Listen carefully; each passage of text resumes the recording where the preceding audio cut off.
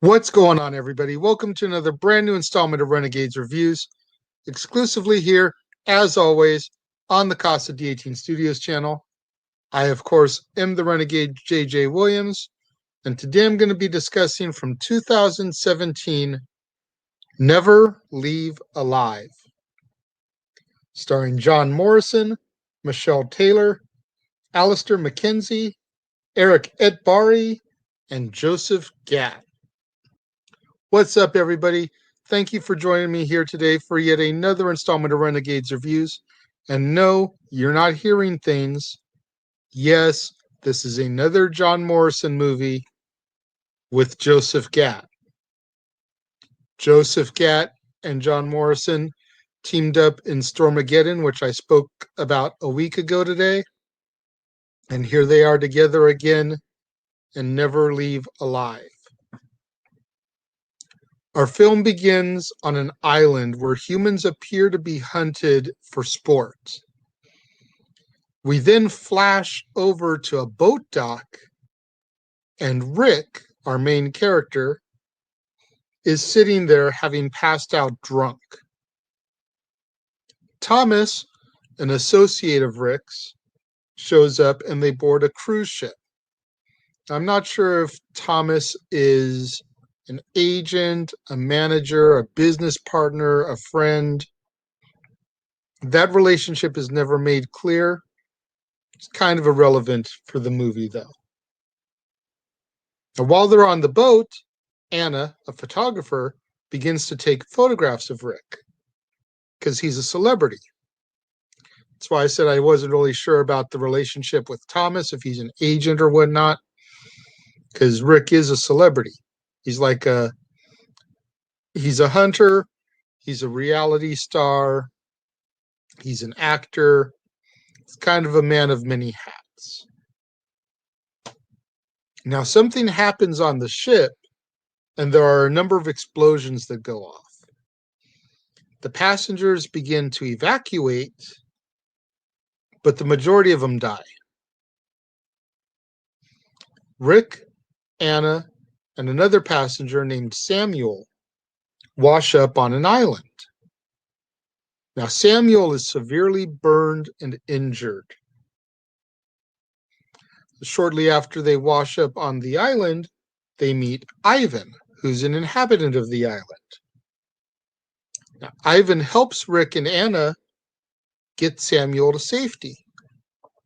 While Ivan and Anna try to dress the wounds up, we meet General Zaroff, who's a friend of Ivan's. The general takes Rick off to have a few drinks while Ivan and Anna attend to Samuel's wounds. Rick discovers that the general is a hunter, much like him. However, the general has his game shipped to the island for him to hunt.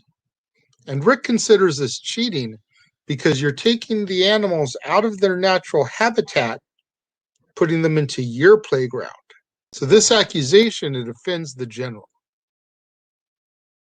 Now, meanwhile, Anna begins to snoop around and discovers that the general is former KGB and a wanted man.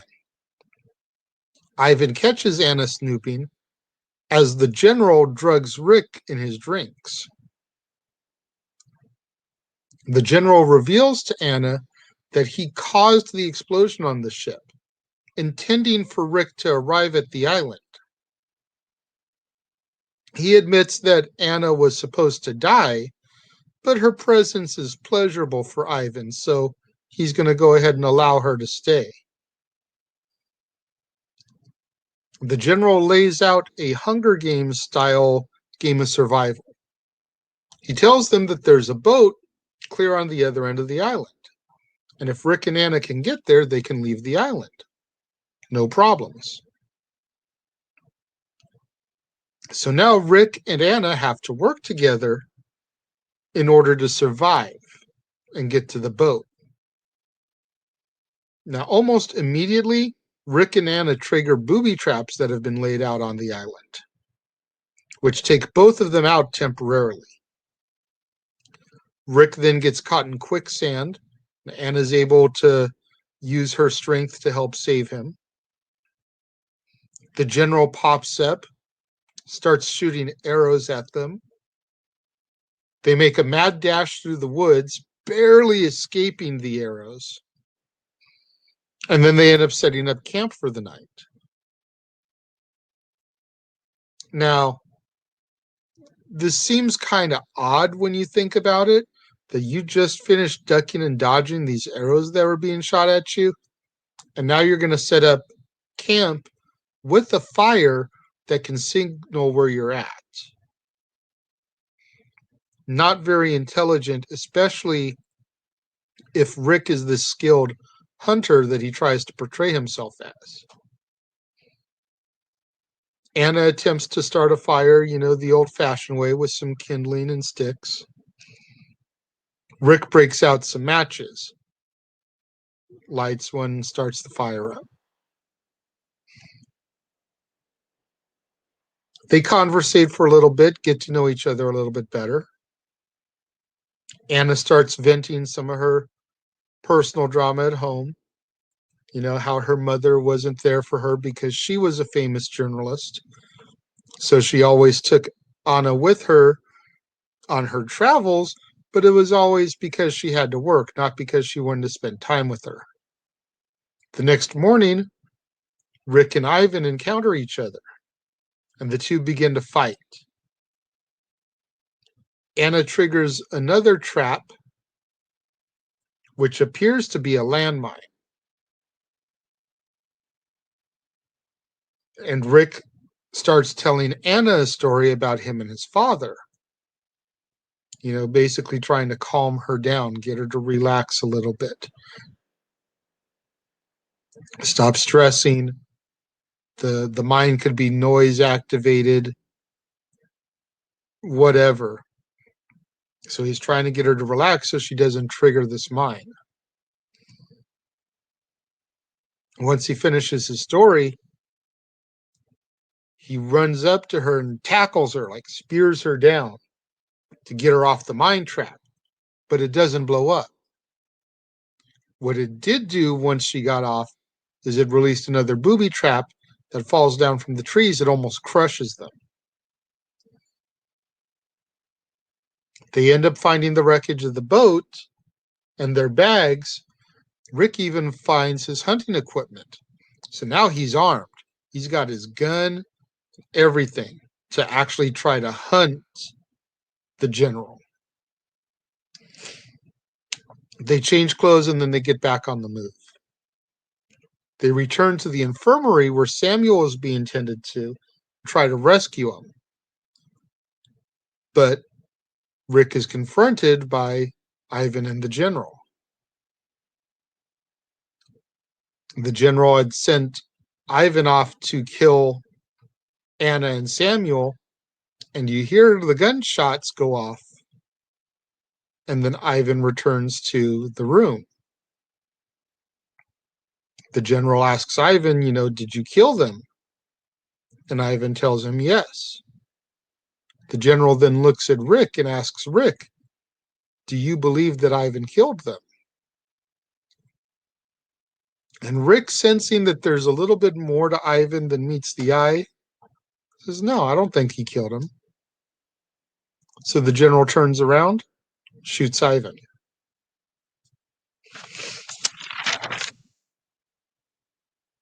Now the general challenges Rick to another survival game.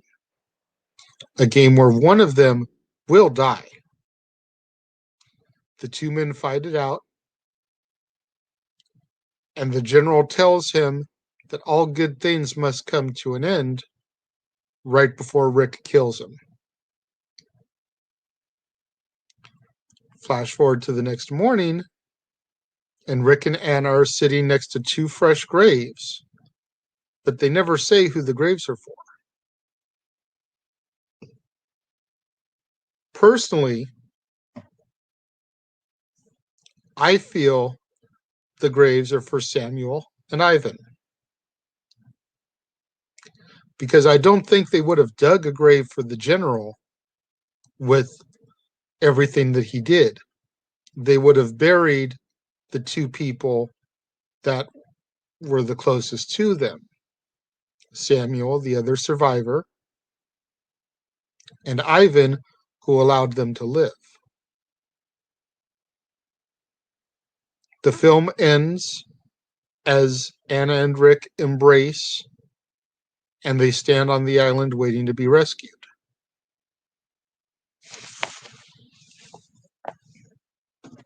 I have to say, even though there wasn't a whole lot of description to the movie, I feel like I gave you guys the meat and potatoes without spoiling it too much. I enjoyed this film. I definitely thought it was better than Stormageddon, John Morrison's previous offering. I liked the fact that Joseph Gatt wasn't just a clear, full-on villain like he was in Stormageddon. Joseph Gatt played Ivan in this movie. So he had that little bit of a heart to him where he didn't kill Anna and Samuel. A little something I'd also like to throw out there. Now, I watched this film a couple days ago, then wrote my review and everything. As I was writing my review today, I discovered on Facebook this post in one of the other film groups I'm in. And they posted something about a movie that came out in 1932 called The Most Dangerous Game. And I'm reading the description of this movie, and it's this movie. It's Never Leave Alive. Apparently, Never Leave Alive is a remake of that 1932 movie, which starred Robert Armstrong, Fay Wray, Leslie Banks, and others. Fay Wray, of course, best known for being the damsel in King Kong. And it's interesting because this film was being made around the same time as King Kong. This one came out first, obviously. And they actually used a lot of the jungle sets from King Kong for the jungle of The Most Dangerous Game, the 1932 version. I found that fascinating that they used one of the same actors and a lot of the jungle sets for the other movie, for the movie Most Dangerous Game. I had no idea that this was a remake. You know what I mean? Like, when I sat down and watched it, no clue. And just on a fluke today, the day that I'm filming this, I discovered that. I thought that was pretty awesome. When it comes to my rating for this film, I'm going to give this one 3.5 out of 5 stars.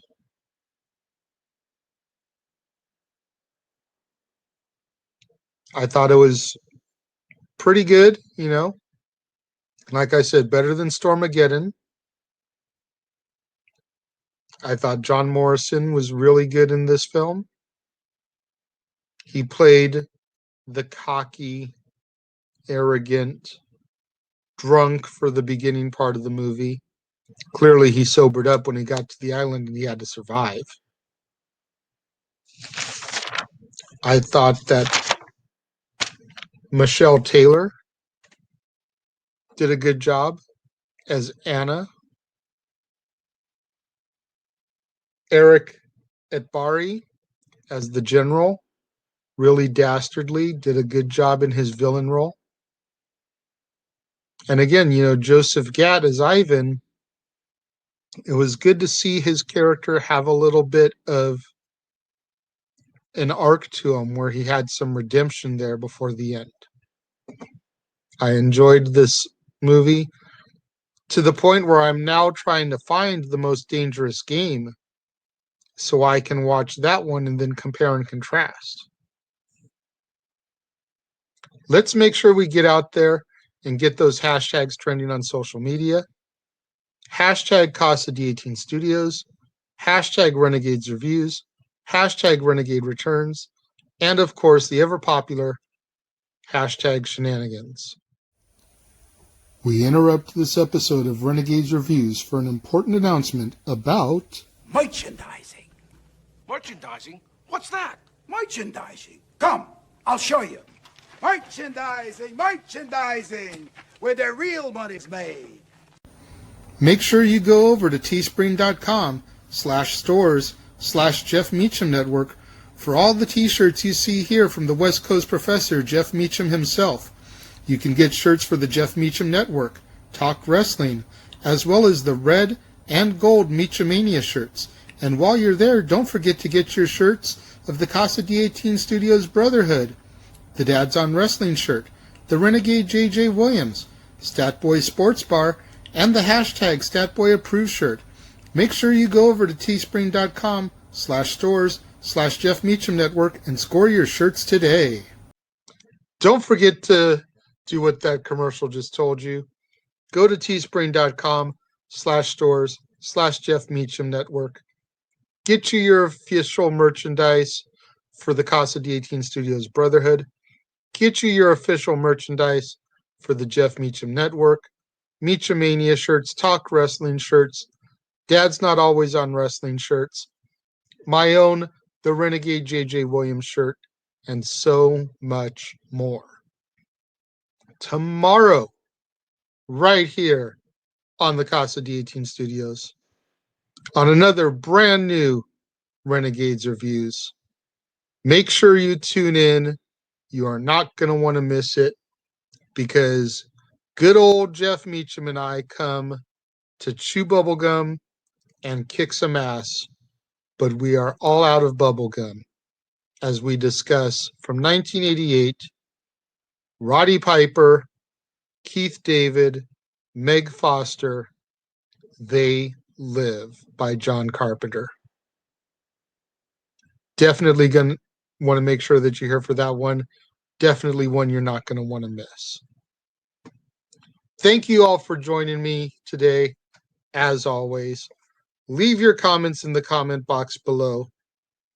I will reply to them. I might just read one of them when I do Renegade Recap at the end of the month. We'll have to wait and see. Thank you all for watching. I appreciate you, and I will see you guys next time.